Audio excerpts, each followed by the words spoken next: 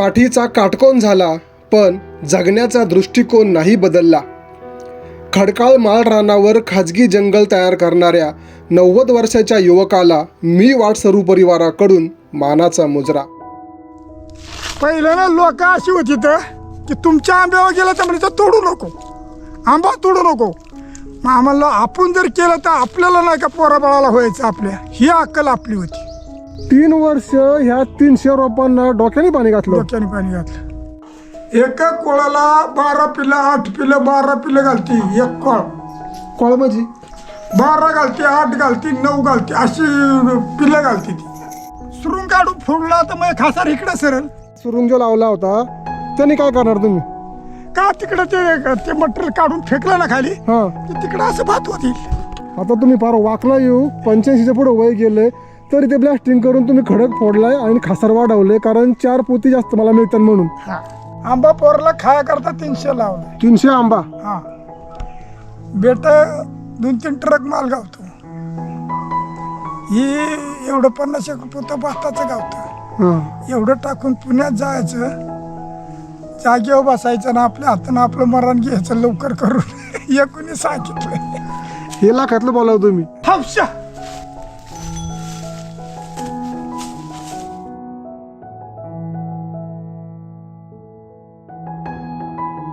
पाणी आणि हवा तेवढी आहे, गोड खायला काय इकडे.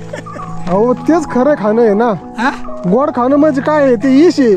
हा, आता ते तुम्ही म्हणा, पण ते पाणी आणि हवा एवढंच मजबूत आहे इकडे, नाही दुसरं काय आहे इकडे.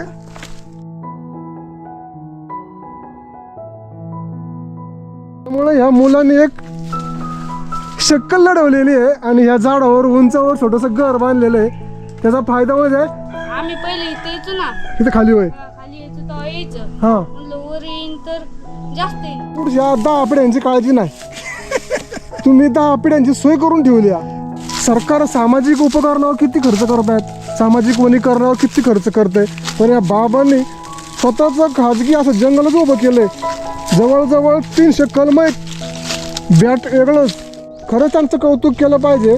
मी सरकारला विनंती करेन की सरकारने त्यांना कुठंतरी आहे ना एखादं पारितोषिक द्यायला पाहिजे, पुरस्कार द्यायला पाहिजे. खरंच शिक्षण नाही, शाळा नाही, काय नाही, पण तरी त्यांना ज्ञान मिळालंय की बाबा झाडं जगली तर माणसं जगल. बाबांच्या खरंच पाया पडलं पाहिजे बाबा.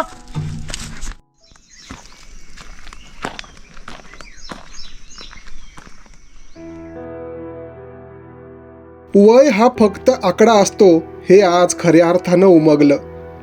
जगण्यासाठी एखादं ध्येय समोर असेल तर अशक्य गोष्ट सुद्धा सहज शक्य होते. आराम हा शब्द त्यांना माहीतच नाही. शेवटच्या श्वासापर्यंत आपला छंद जोपासणं एवढंच ठाऊक असणाऱ्या आधुनिक काळातील दशरथ मांझी अर्थात माउंटन मॅन अशी ओळख निर्माण करणाऱ्या भोर तालुक्यातील चांदवणे गावातील रहिवासी श्री लक्ष्मण तुकाराम होगाडे बाबांच्या कष्टाला सलाम करून त्यांचा प्रेरणादायी प्रवास आपल्याला नक्कीच ऊर्जा देणारा आहे.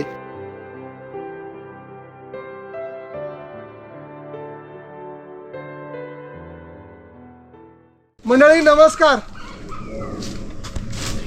मी वाटसरू मिलिंद भोसले तुम्हा सर्वांचं पुन्हा एकदा स्वागत करतो एका नवीन व्हिडिओमध्ये.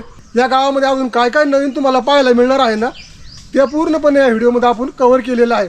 छोटासा व्हिडिओ आहे. दुर्गम भागातील लोकांची बुद्धिमत्ता आणि त्यांचं कौशल्य आणि त्यांची हुशारी कशी आहे ना ते आपल्याला पाहायचं.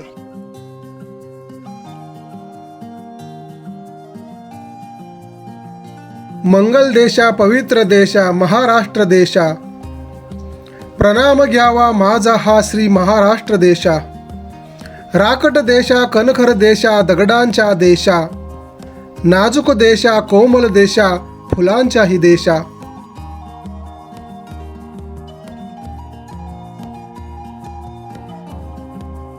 ज्याच्या नावातच महा म्हणजेच महान राष्ट्र असे शब्द आहेत, त्या महाराष्ट्राच्या पवित्र भूमीत अनेक रत्न जन्माला आली.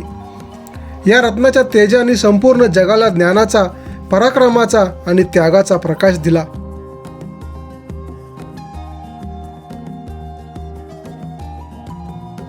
सह्याद्रीच्या मातीत लपलेल्या अशाच एका हिऱ्याला भेटायला निघालोय आज. पुणे जिल्ह्यातील भाटघर धरणाच्या टोकावर वसलेली गावं घाट माथ्यावर आपलं अस्तित्व टिकून आहेत. त्यापैकी केळद, कुंबळे किंवा गोपे ही काही परिचित गावं ओळखली जातात ती इथं असलेल्या गोपे आणि मढे घाटमुळं. जणू काही घाटावरती विसाव्याची ठिकाणं आहेत ती.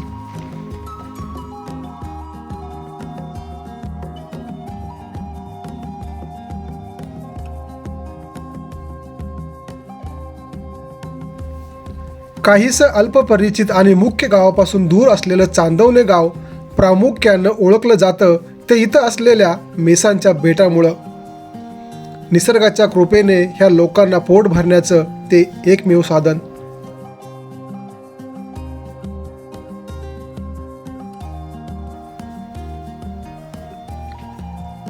कुंबळे गावाकडून चांदवणे गावात पोचण्यासाठी सर्वात जवळचा मार्ग धरला, परंतु असं म्हणतात की शॉर्टकट्स आर ऑलवेज डेंजर. तसं काहीसं वाटलं ह्या छोट्याशा आणि अवघड रस्त्याने प्रवास करताना. गाडीच्या आवाजानं इथली नैसर्गिक शांतता भंग पावली होती. झाडांच्या पानांचा आणि पक्ष्यांचा आवाज हेच सोबतीला होते या अनोळखी वाटेने. दोन गावाला जोडणाऱ्या पायवाटेचे रूपांतर रस्त्यात झाल्याने केवळ त्याला रस्ता म्हणायचं, अन्यथा मनात फक्त भीती वाटत होती.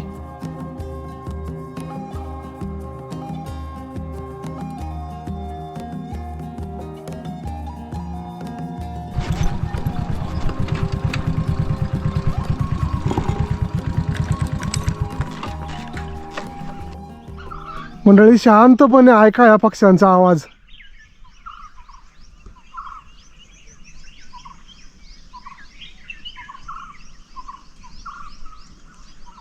ह्या जंगलात पक्ष्यांच्या आवाजाशिवाय काही ऐकायला येत नाही. एक तर आपल्या हृदयाचे ठोके आणि दुसरं म्हणजे ह्या पक्ष्यांचा आवाज.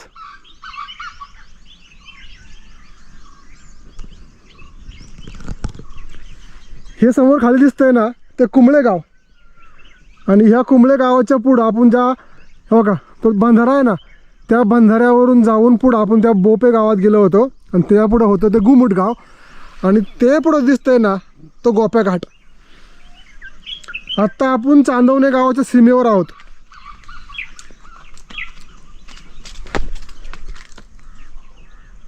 ही रस्त्याची अवस्था. मग काय ठरवलं, शेवटी परत जायचं. इथपर्यंत आलो, एकटाच आलो. सोबत मग अशी विकासराव होते, पण रस्त्याची अवस्था बघून त्यांना म्हणलं तुम्ही थांबा इथं, मी वर जाऊन येतो. तर ही रस्त्याची अशी अवस्था आहे. तुम्ही विचार करा, ऐन वेळेस आपत्कालीन काळात ही लोक कशी काय ये जा करत असतील. इथं चालणं अवघड आहे, गाडी सोडून द्या, चालणं अवघड आहे. एवढा बेकार रस्ता आहे. कसे काय लोक राहतात त्यांनाच माहिती बाबा. आणि तेच करू जाणं तुम्हाला आमचं काम नाही. तुम्ही एक दिवस एक पिकनिक म्हणून येताल पण परत नाही येऊ शकत. ह्याच्या पलीकडं पूर्णपणे कोकण चालू होतं. रायगड जिल्हा त्या बघा म्हणजे अगदी बोटासमोर दिसतोय ना, तिथं मढेघाट आहे. आणि त्या टोकावरून खाली उतरायला रस्ता आहे, मढेघाटचा रस्ता. ज्या घाटातून तानाजी मालुसरे यांचं मढ म्हणजे पार्थिव त्यांच्या मूळ गावी म्हणजे कोकणात नेलं होतं त्या मार्गाने, म्हणून त्या घाटाला मढेघाट म्हणतात. आणि हा गोप्या घाट, इथल्या गावामुळे त्याला गोप्या घाट म्हणतात. इथं गोपं गाव आहे आणि त्या गोप्या गावामुळे त्याला गोपे घाट म्हणतात. हे दोन घाट खाली कोकणामध्ये उतरतात.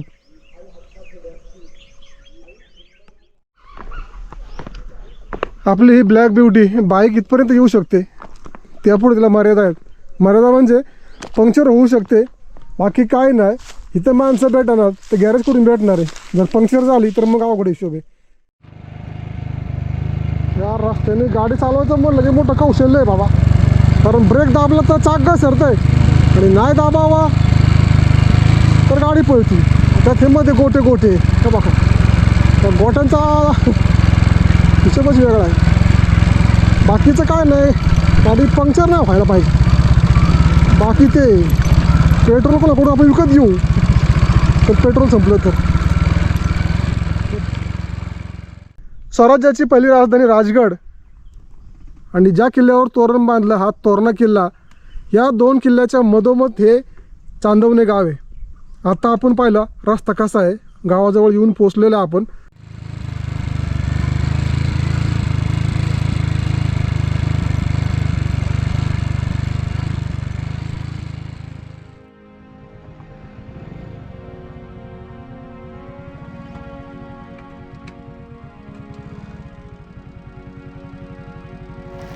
रस्त्यापेक्षा ह्या गाड्यांचं खरं खूप वाईट वाटलं.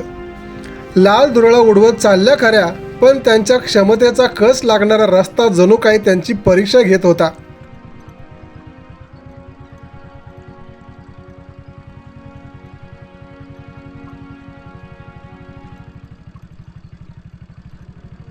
गावात चौकशी केल्यावर पूर्वेकडील बाजूस जवळपास 1 किलोमीटरच्या अंतरावर बाबाचं घर आहे असं समजलं आणि मग मोर्चा तिकडे वळवला.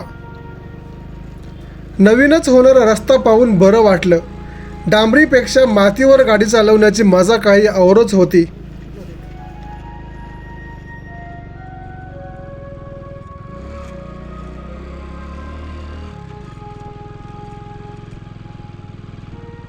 पिंपळ्याच्या डेरेदार वृक्षाजवळ 2 घरं नजरेला पडली. सभोवतालची मेसाची बेटं जणू त्यांचं रक्षण करत होती.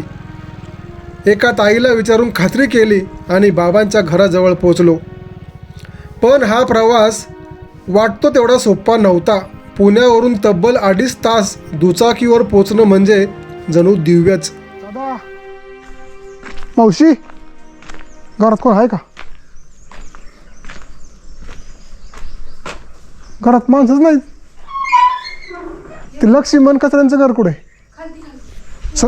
हे का तिकडं? बरं बरं, यो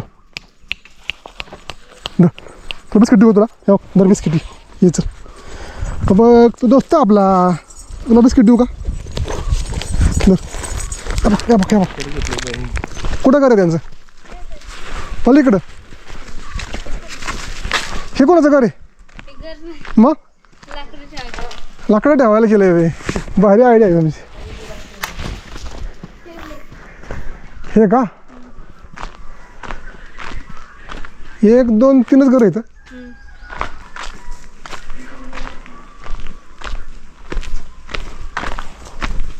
दादा, ओ लक्ष्मण दादा, का करताव? लक्ष्मण दादा, काय करताव? हा, कुठं गेलं बाहेर? चुकत आलो. काय काम? आलं सहज भेटायला तुमची गाठ घ्यायला. काय करताय तुम्ही इतकं लांब, कसं काय राहत आहे? काय करायचं या घरात? मंडळी, या झाडावर एक घर बांधलंय मुलांनी आणि ते बाकी मस्त बांधलेलं आहे. मला हे तुम्ही बांधलंय का? वर जाऊन का तुम्ही अभ्यास करता का? अभ्यास बी करतो, नेटसाठी बी येतो. नीट म्हणजे? मोबाईलच्या वर ते हे मागवाय. म्हणजे मोबाईलला ते इंटरनेट यावं म्हणून? अरे बापरे, भारी आयडिया केली तुम्ही. अरे वा, छान छान. जा बरं वरती. मंडळी बघा, ह्या इथं दुर्गम भागात प्रॉब्लेम आहे नेटवर्कचा. रेंज येत नाही, ह्या मुलांचा अभ्यास होत नाही. त्यामुळे ह्या मुलांनी एक शक्कल लढवलेली आहे आणि ह्या झाडावर उंचावर छोटंसं घर बांधलेलं आहे. त्याचा फायदा म्हणजे त्यांना इथं नेट मिळतं, यांचा अभ्यास पण होतोय. तुझं नाव काय बाळा? युवराज राजेश होगाडे. कितीला आहे तू? 4थी. मग तुम्ही इथं वर जाऊन अभ्यास करता? पण वरती नेट येतं हे तुम्हाला कसं कळलं? आम्ही पहिले इथे यायचो ना, इथं खाली होय? खाली यायचो तेव्हा यायचं. हां म्हणलं वर येईन तर जास्त येईन नीट हां. म्हणून. मग तुम्ही अजून उंचावर गेला आणि घर बांधलं. आयडिया वा, तुमचा सलाम तुमच्या आयडियाला. मंडळी बघा, हे काय म्हणतात ते उपजत गुण असतात आणि हे असलं विलक्षण, म्हणजे सामान्य माणसाला सुचणार नाही असं विलक्षण सुचलं ह्या लोकांना. आणि त्यातून हा जन्म घेतला ह्या घराने. छोट्याशा झाडावरच्या घराचा फायदा काय होतो की त्याला इंटरनेट मिळतं आणि त्यांचा अभ्यास होतो. तुम्ही म्हणता हुशारी फक्त शहरामध्ये असते, तसं नाही आहे. हुशारी गावातच असते, फक्त त्यांना एक प्लॅटफॉर्म मिळायला लागतो. ह्या मुलांनी शोधलेली आयडिया खरंच त्याला सलाम करण्यासारखी आहे. मला वरती येईन का? मला वरती येईन? चढा बरं. हळूहळू प्रयत्न करूया, जमलं तर बघा, नाहीतर नाही. एकच नंबर, जमलं आपल्याला. मी येऊन पोचलेला आहे भोर तालुक्यातील चांदवणे या गावात. आणि या चांदवणे गावच्या बाजूला एक वस्ती आहे 3 घरांची. आणि त्या 3 घरांच्या वस्तीच्या बाजूला हे छोटंसं घर सापडलं मला, झाडावरचं घर. ह्या घराचं वैशिष्ट्य म्हणजे हे पूर्णपणे झाडावर बांधलेलं आहे. का? या इथल्या मुलांच्या बुद्धिमत्तेला सलाम केला पाहिजे. हे घर का बांधलंय त्यांना गावामध्ये इंटरनेटची नेटवर्कचा इश्यू आहे. इथं इंटरनेट येत नाही. नेटवर्क व्यवस्थित यावं, आपला अभ्यास व्हावा, केवळ ह्या आणि ह्या कारणासाठी त्यांनी हे घर बांधले. या गावामध्ये अजून काय काय नवीन तुम्हाला पाहायला मिळणार आहे ना, ते पूर्णपणे या व्हिडिओमध्ये आपण कव्हर केलेलं आहे. वरती चढलो खरं, आपण उतरणं जरा अवघड आहे, तरी प्रयत्न करू आपण. आता या मुलांना रोज वर खाली करावं लागतंय अभ्यासाकरता, पण त्यांचं मला कौतुक करावं असं वाटतं की त्यांनी विचार केला आणि त्या विचारातून त्यांनी नवीन जन्म घेतला आयडियाचा, या घराचा आणि ह्या झाडावरच्या घराचा. तुम्हाला काय गरज लागते ना, त्यावरून तुम्हाला कळतं की आपल्याला काय शोध लावला पाहिजेत. तसंच ह्या मुलांनी ह्या घराचा शोध लावला आहे. हा इंटरनेटचा टॉवर म्हणावा लागेल. ह्या टॉवर बसून ते अभ्यास करतात. कधी काळी ते इथं खाली येऊन अभ्यास करायचे. मग त्यांना कळलं की उंचीवर पण जरा रेंज चांगली येते. वरती गेले, नेटवर्क स्ट्रॉंग मिळालं, अजून वर जाऊन त्यांनी घर बांधलं आणि आपला प्रॉब्लेम कायमचा सॉल्व्ह केला. खरंच दे आर जिनियस. बाबा किती वय आता तुमचं?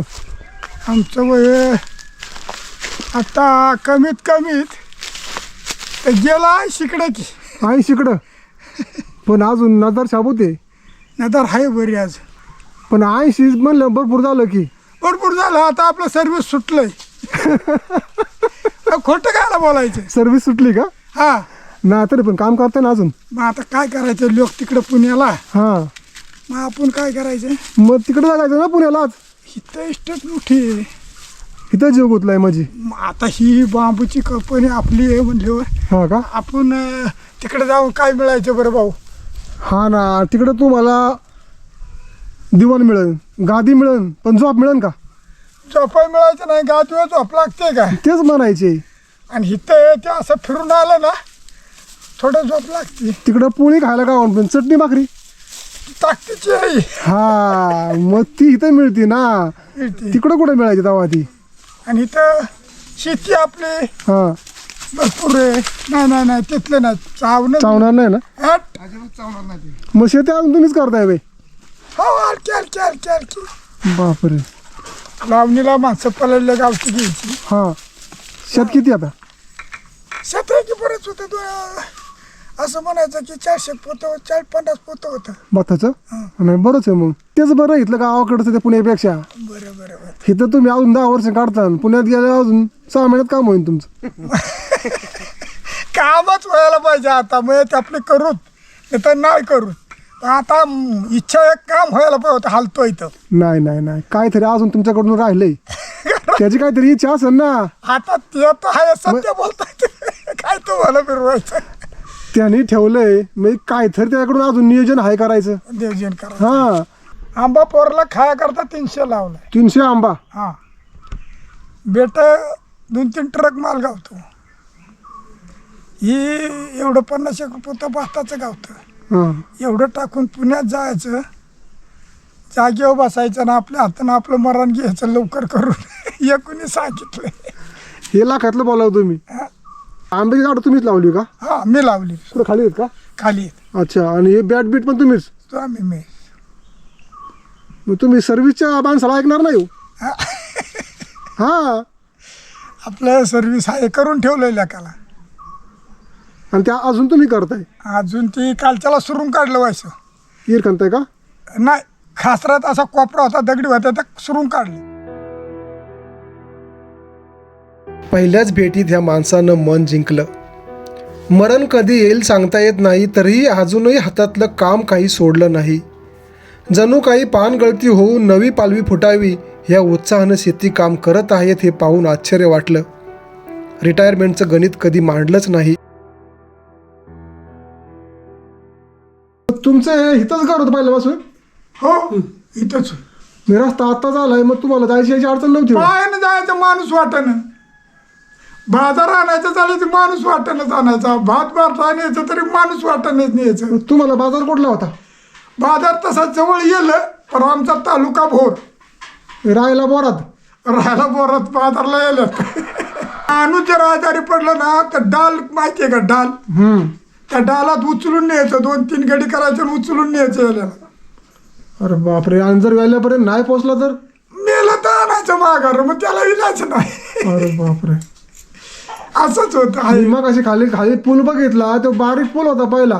पहिला बारीक पूल होता आहे ना बारका बी खाली आहे ना तो पूल बारीक होता तो त्याच्यावरच येत होते. आता हा नवीन तर झाला 2-3 मग त्या बारक्या पुलावरून गाड्या बिड्या कशा जायच्या? गाड्या इकडे कुठल्या होत्या तेव्हा रस्ताच नाही तर गाड्या कशाला येतील. अरे बापरे.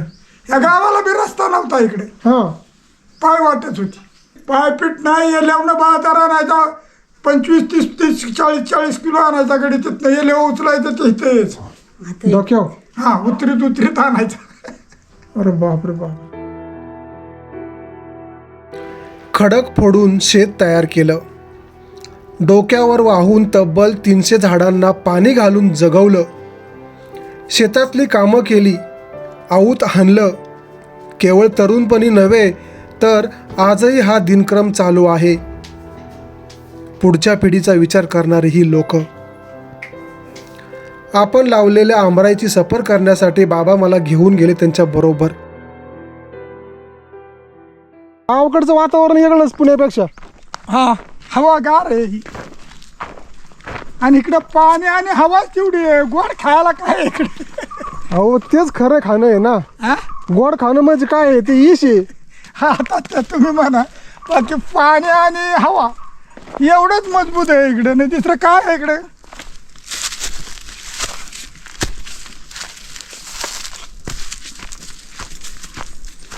होय आता आली बिली लोक करायचं का आपलं करून ठेवायचं ना आपलं लोक हे आपल्याला होतंय ते पर्यंत आपण कल्लवा नाही त्यातलं.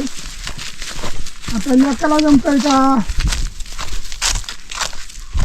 हे सगळं आपलंच आहे. या आंब हे आंब हो ना. असं आपलंच आहे. या इकडं आंब येतं ते ही खासरं आपली. बाबा हे काय केलंय? हा? हे काय केलंय? सुरून काढून फोडला तर मग खासार इकडं सरळ मग ते सुरुंग लावून ते ब्लास्टिंग केलंय त्याला. हा ब्लास्टिंग केलं. नाही पण मग आता ब्लास्टिंग करून त्याचा काय फायदा होणार तुम्हाला? का हां फायदा होतो तुम्हाला दाखवतो ना खालती बांधावं. चला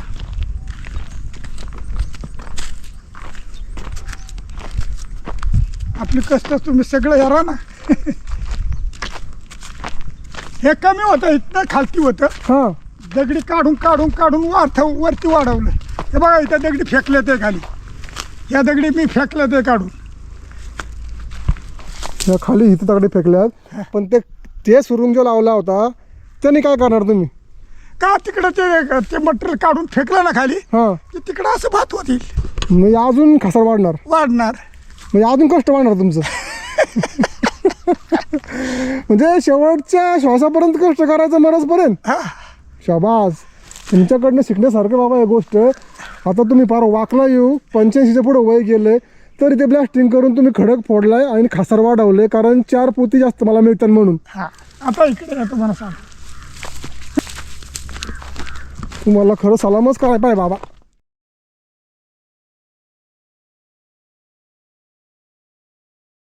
बघा हे आंबोचं बन आपलं तुम्ही म्हणलं मला बघायचं ते बघा.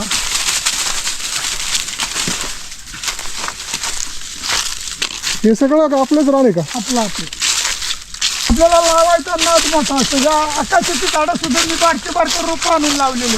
हे ना. हा ती बघा फणस एक फणस. अरे बापरे.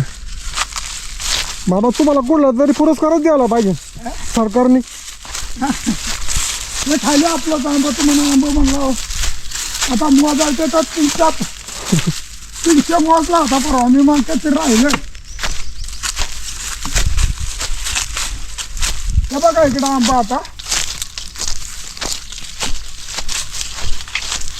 हे रोप हे आता हे मेसाचं बियाणं असं लावायचं म्हणजे ही आता बिनी लावलेली आहेत नवीन. ही ना. हा नवीन लावलेली आहेत. म्हणजे तुम्ही बॅट पण लावलंय आंबही लावल्यात. हा आणि हे बघा हे असं आपलं गेलं इकडं. म्हणजे बाबा पुढच्या 10 पिढ्यांची काळजी नाही. तुम्ही 10 पिढ्यांची सोय करून ठेवली. हे बघा इकडे या हे ते असं इकडे आपलंच रान.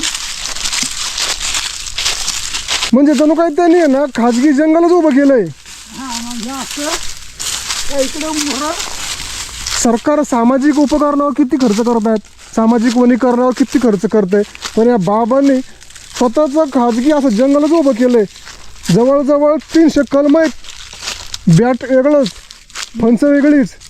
असं आपली लागवड चालू असते. हे बघा इथे एक लागवड लावलेली आहे. पुढं मागायचं नेस येणार. हे बघा हे असं आंबं लागलं त्या पाटाच्या बसणं वर, हे पार वर गेलं. मग थांबा जरा. आता मला असा प्रश्न विचारायचा की तुम्हाला ही आंबं लावायची कल्पना डोक्यात कशी काय आली? पहिलं ना लोक अशी होती तर की तुमच्या आंब्यावर गेलं तर म्हणजे तोडू नको, आंबा तोडू नको. मग आम्हाला आपण जर केलं तर आपल्याला नाही का पोराबाळाला व्हायचं, आपल्या ही अक्कल आपली होती. पण जेव्हा रोपं लहान होती तेव्हा पाणी कुठून आणायचं? पाणी ते ह्या पाण्यातनं वरनं डोक्यावर. डोक्यावर. मग असं तुम्ही पहिले किती वर्ष पाणी घातलं? 3 वर्ष घातलं पाणी. 3 वर्ष ह्या 300 रोपांना डोक्याने पाणी घातलं? डोक्याने पाणी घातलं. बापरे बापरे, मी काय कष्ट घेतले तुम्ही. मंडळी बघितलं का, माणसाला जर कामाची एखादी आवड असेल ना तर तो किती जीव लावून काम करतो. डोक्यावरून पाणी आणून 300 झाडं जगावली बाबांनी, आणि ते पण आता एवढं मोठं नंदनवन त्यांनी उभं केलं आहे. खरंच त्यांचं कौतुक केलं पाहिजे. मी सरकारला विनंती करेन की सरकारने त्यांना कुठंतरी आहे ना एखादं पारितोषिक द्यायला पाहिजे, पुरस्कार द्यायला पाहिजे. खरंच शिक्षण नाही, शाळा नाही, काय नाही, पण तरी त्यांना ज्ञान मिळालं की बाबा झाडं जगली तर माणसं जगल. आंब फणसी इकडं लावून आपली लावलेली आहे. त्यांनी एक प्रकारचं खाजगी जंगलच उभं केलं, म्हणलं तर वावडा राहायचं नाही. मग यावर्षी बघितलं तुम्ही म्हणाल 300 आंबा कुठे आहे, काय तिकडे तुम्हाला मोजायचं असलं तर 300. मला अख्खा दिवस लागेल मोजायचं म्हणलं. हा पाटक नाही इकडे ते बी आंबोच आहे तिकडं. बाबा तुझ्यासारखी माणसं परत नाही बाबा, एवढी आवडीने काम करणारी आणि एवढी जोपासणारी.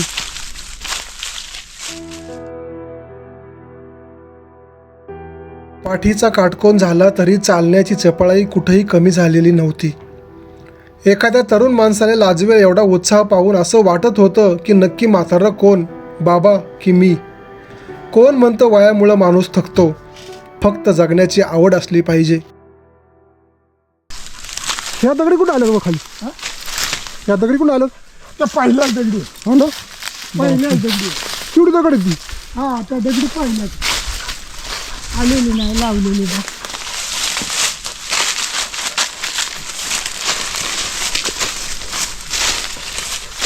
बाबांच्या मागं फिरून फिरून मला दम लागला, पण बाबांना काय दम लागत नाही.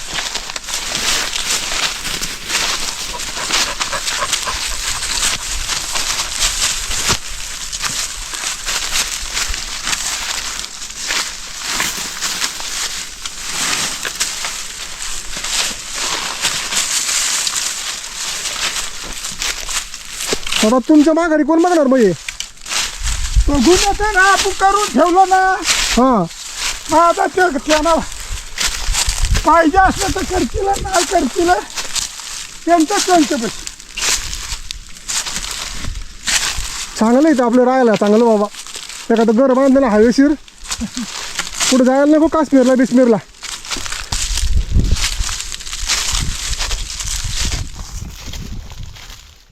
मंडळी, या बाबांना कुठल्या कुठल्या गोष्टीचा वेळ नाही. झाडं लावणं, जमीन करणं, ज्या ठिकाणी खासरं नव्हती त्या ठिकाणी खासरं पाडली, त्या ठिकाणी त्यांनी सोनं पिकवले, भात काढले, बांबू लावल्यात, आंबा लावलाय, फणस लावलंय. आणि हे करता करता त्यांच्याकडं बैल पण आहेत, बैलजोडी पण आहे, आणि ही बैलगाडी पण आहे. आता ह्या काळात, ज्या काळात गाड्या लागतात 2 व्हीलर 4 व्हीलर, त्या काळात ह्या बाबांनी गाडी जपली आहे आणि तिला प्रेमाने सांभाळली. घराच्या मागं त्यांनी ठेवली आहे आणि पावसाळ्यात त्याला घरात आत नेऊन ठेवतात. आत्ता तुम्ही पाहताय युद्ध चालू आहे इराणचं आणि अमेरिकेचं. आत्ता तेलाचा पुरवठा नाही, गॅसचा पुरवठा नाही, पुन्हा आपल्याला ह्या बैलगाडी यायला लागणार आहे, म्हणजे पुन्हा आपल्याला गावाकडे यायला लागणार आहे. आणि ह्या लोकांनी जे करून ठेवलं आहे त्याचा परत आपल्याला आधार घ्यावा लागणार आहे. मग ह्यांनी जे केलं आहे ना, त्यांच्या बुद्धीने केलेलं आहे, उगाच नाही. ह्या लोकांनी जे करून ठेवलं आहे त्या पुढच्या 10 पिढ्यांना उपयोगी आहे. आत्ता लोक जर परत आली, गॅस बंद झाला, रॉकेल बंद झालं, तर पर्याय काय? पुन्हा गावाला यावं लागणार. आणि गावाला आल्यावर जर पेट्रोल नसेल तर चालणार कसं? तर ही बैलगाडी आहे. बाबांच्या खरंच पाया पडलं पाहिजे. बाबा तुम्ही खरंच लय अगदी व्यवस्थित करून ठेवलं, पण तुम्हाला सुस्त कसं काय गोष्टी या? हा देवाने तुम्हाला ही बुद्धी दिली कशी काय? तर खायला काय नाही, मग खायला काय करायचं आपण? खायला तर पाहिजेच ना. खायला पाहिजे, बरोबर आहे. मग खायला पाहिजे तर एक कष्ट केल्याशिवाय मिळालाच काय? अहो पण ह्या डोंगरात तुम्ही डोक्यावर पाणी आणले, झाडं जगावल्यात, त्या ठिकाणी खडक होता, खडक फोडून तुम्ही खासरं बनवल्यात. खासरे बनवले. मग ह्या इथे आपल्या डोक्यानंच केलेलं आहे, फक्त दुसरं कोणी सांगितलेलं नाही. फक्त आपली बुद्ध्या. आपली बुद्धी. मंडळी, मी सरकारला विनंती करेन, तुम्ही एवढे पुरस्कार देता, ह्या बाबांना एक कृषी मित्र पुरस्कार द्या. दगड फोडून खडक फोडून त्यांनी खासरं बनवल्यात, 300 झाडं लावून त्यांनी खाजगी जणू काही जंगलच उभं केले. ह्यांना एक वनीकरणाचा पुरस्कार द्यायला पाहिजे असं मला मनापासून तरी वाटतं. तुम्हाला काय वाटतं ते कमेंट करून मला नक्की सांगा. ही माणसं पुन्हा नाहीत, 90 गाठली, पाठीचा काटकोन झालाय, पूर्ण वाकल्यात, तरी पण अजून ते फिरतात. मगाशी त्यांच्याबरोबर फिरलो, मला दम लागला, पण बाबा जणू काय एखाद्या तरुण माणसाला लाजवेल ह्याच ताकदीने चालले होते. त्यांना नमस्कार करूया. बाबा असंच राहा, अजून 10 वर्ष जगा तुम्ही. ही गाडी तुम्ही बनवून घेतली का? हा बघून. मग त्याला आवडत लागते ना, शेती गाव आहे ना, बैल गाव आहे ना, झाडं गाव आहे ना, आवडीशिवाय आहे का ती?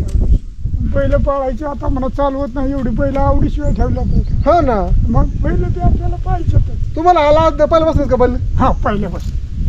मग तुम्ही ते बैल काय शर्यत दिलेला जाता का? शरीरला नाही, ते धंदा नाही आपलं, शरीरचं नाही धंदा. हां. तर आपलं असं उद्योग करायचं, गाडीनं धंदा करायचा, कुठं काय करायचं, आवतो धंदा करायचा, नांगरतीला शेतधंदा केलं, बाकी शर्ती बिरतीचं काय नाही. पण त्या कुठल्या गोष्टीला आवडच लागते बाबा. आवडच. कोणाचंही काम नाही ते. आणि ह्या वयापर्यंत तुम्ही करताय ते महत्वाचं आहे. अजून हौशा उठ, हौशा. बैल एक नंबर आहेत बाबा तुमचे. तू सारखी जोडीशी काय बघा असं काय. हा ना, मारित नाही ना? हे नाही मारित, तो असा मारतो दुसऱ्या माणसाला. हे नाही, मुस्कावणार ना तरी पण. नाही दुसऱ्याला हे नाही काय करायचं, हे नाही काय करायचं. बाबांची बैल बाबांसारखी कष्टाळू आहेत. कधी सांगा, हाक मारली की उठणार. आणि बाबांनी पण त्याच्यावर खूप प्रेम केलेलं आहे. या बाबाच्या प्रेमामुळे त्यांच्याबरोबर त्यांनी सोबत आहे. बाबांचं वय झालं पण त्यांना बैलाचा जो नाद आहे ना, जी आवड आहे ना, ती कमी नाही झालेली. नाव काय आहे तुम्हाला? हौशा. हौशा. हौशा जरा गरीब आहे, तो जरा राग आहे थोडासा. मना गाव नाही, दुसऱ्याला गाव. हा ना, ते आम्हाला हुसकवणार ना. त्यो मना नाही गाव. तिसळ तिसळ. तिसळ. हा ते काय असतं? तिसळ तिखटात बी टाकतात ना तिसळ. हां हां. अगं त्याचं रोपा आणून लावलेलं आहे. बरं बरं बरं बरं. मी पहिल्यांदा ऐकले ते. हा मग ते कुणाला विचारा तिसळ. तिसळ. हा हो बाबा, चांगला बारकावा आहे. बाबा, या तुमच्या पायाखाली ज्या दगडी आहेत ते ठेवायचं कारण काय? हिच्या खाली दगड आहे ना, हां. मग ते आता जिस्प्यानं उकरून काढायच्या, दगडी फेकून द्यायचे, मग त्या नांगराला लागायचं नाही. म्हणजे ते नांगराला लागते म्हणून खाल्ली दगड ठेवला इथं. हा खून पाहिजे ना, जिस्प्याला उकराय. अच्छा, जास्तपर्यंत कष्ट. बघा मंडळी, बारकावा ह्या दगडी. इकडे या वरती येतं, इकडे आपलं आंब येते. हा ना, ह्या दगडी ठेवल्यात कारण का? त्या खाली मोठा खडक आहे, दगड आहेत, त्या फोडायचा. बाबांचं पुढचं प्लॅनिंग आहे ते फोडायचं म्हणून.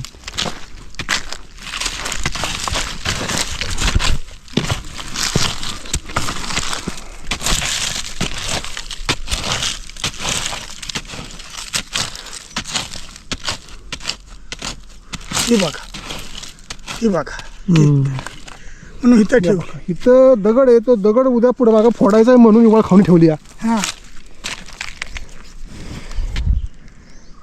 शेतामध्ये घाण नाही, गुण नाही, चकाचक शात ठेवले बाबांनी. हा हाय का गावात बिवात का अजिबात? ही जुनी म्हातारी माणसं वडाच्या झाडा इतकी भव्य सावली देऊ शकत नसली किंवा घरातील ट्यूबलाईट इतका प्रकाश देऊ शकत नसली तरी त्यांचं देवघरातील समईसारखं तेवत राहणं महत्त्वाचं असतं. ती एकदा विझून गेलीत की मग त्यांचं महत्त्व कळतं.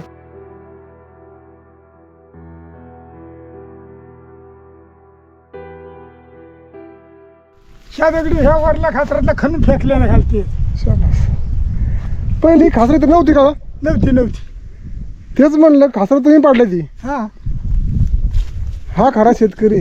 तिथं खासर नव्हती त्या ठिकाणी बाबांनी खासरं पाडल्यात आणि भाताचं पीक घेतात.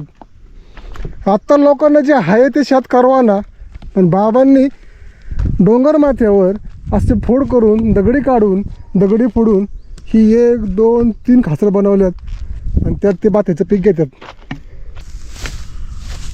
ह्याला गुदाची शिपीच लावली होती. अच्छा, आता हे पण फोडायचं वाटतं. हे काढायचं एवढं शृंगाने काढायचं. तुमच्या काळात शेत हेच होतं का, बाजबीत का नाचणीवर आहे करायचा? करायचो ना, पण ते आता डुकरं ठेविनात तर करीतच नाही लोक कोण.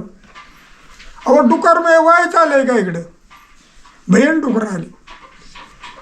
बरं का, या कुळी वस्ती होती ती मारायची, तर त्यांच्यावर बंधन आलंय आता ना, शिकार करायची नाही बंधन आलं. तर आता काय झाली, एका कोळाला 12 पिलं 8 पिलं 12 पिलं घालती एक कोळ. कोळ म्हणजे डुकर एक डुकर. कोळीन. हो. हा हा म्हणजे डुकराची मादी म्हणता तुम्ही. हा ती एक 12 घालते 8 घालते 9 घालते अशी पिल्लं घालते ती.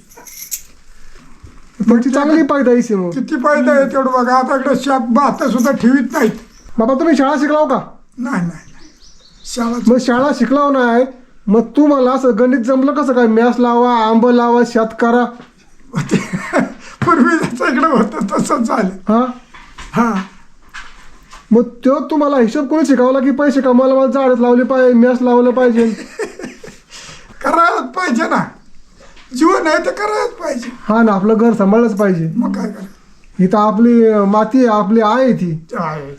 आता काय लोकांनी आईला इकली. अहो इथं 150 एकर जमीन या गावाने ऐकली. 150 एकर भारतीवाला. ज्या आईने खायला घातलं तिला दिली, इथं सगळ्यांनी जमिनी दिल्या. मग आता पुढची पिढी काय खाणार आहे? तिने काय विचार केला ते आता काय सांगू. तिने इकल्या खोल्या घातल्या पुण्यामध्ये. पोरांना खायला लागतं म्हणून मी आंबा लावला, फणस लावलं, पण ज्यांनी आता जमिनी इकल्या त्यांनी पुढं काय करायचं? आता त्यांनी तो विचारच केला नाही तर आपण काय करायचं त्याला. आपण नाही दिले 1 रुपयाची आहे. तर ज्यांनी इकल्या त्यांना परत घ्यायचं म्हणल्या. आता ते काय आता त्यांनी बंगलं जमतं. दिलं. अहो तुम्ही काय आता विचारता भाऊ. आमच्या इथं पहिल्या सुरुवातीनं 5,000 एकरानं ऐकल्या, मागण्या 10,000 एकरानं ऐकल्या, 30,000 एकरानं ऐकल्या, 50,000 एकरानं ऐकल्या. आता म्हणतात 7,000 एकरावर 7 लाख एकर आलाय. 7 लाख. हो हा आता आलाय नाही तर 5,000 एकरानं ऐकल्या आमच्या गावात इथं. बघा, पण ज्या मातीने तुम्हाला खायला घातलं तुम्ही तिला चिकायला काढली, मग काय तुमचा उपयोग आहे? काय त्याला करायचं ते. उद्या असं होईल की तुम्हाला त्या पार्ट्यावरती जाऊन काम करायला लागेल. आताच करतात इथं पुढं. आताच करतात. 500 रुपये मंजुरी आहे तिथं आणि इकडे 300 रुपये मंजुरी आहे. 300 शेतकऱ्या कामाला येत नाही. पण आपली 5,000 रुपये एकराने इकली, आता 500 रुपये मजुरी घेत. तोच मालक. तेच मला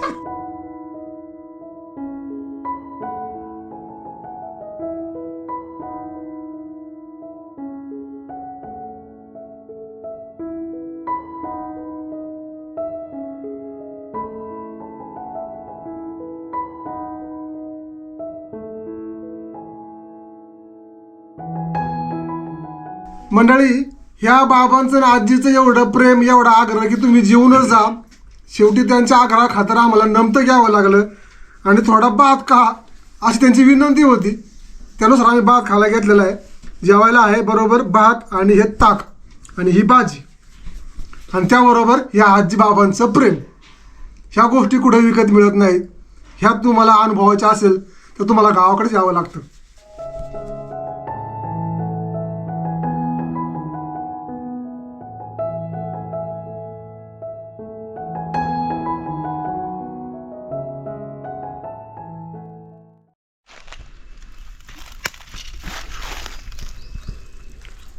मंडळी, मला पाहून जरा आश्चर्य वाटलं. आपण इतर ठिकाणी बघतो वैरणी किंवा पेंडा असा जमिनीच्या वर ठेवतात, पण हे खत पण वर ठेवलंय. आता काय कारण असं खत ठेवायचं वरती?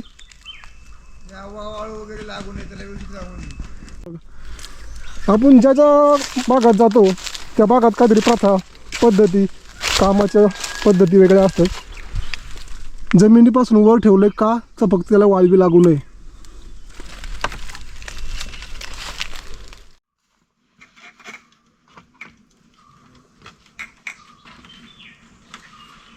मंडळी, ही शिडी आहे ना, ही पूर्णपणे बांबूनी बनवलेली आहे. याला कुठेही जॉईंट नाही आहे, ना खिळा आहे किंवा काय पॅकिंग केलेलं आहे.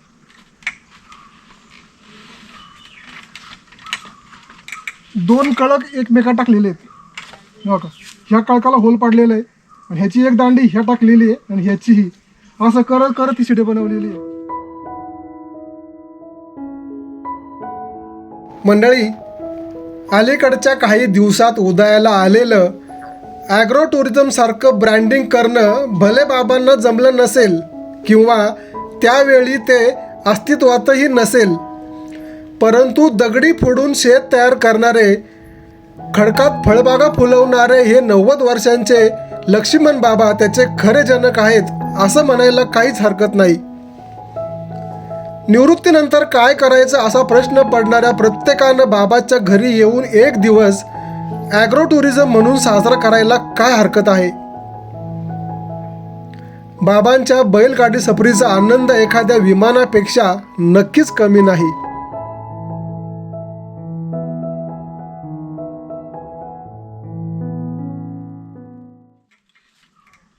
मंडळी, तुम्हाला आजचा प्रवास, चांदवणे गावचा हा प्रवास कसा वाटला?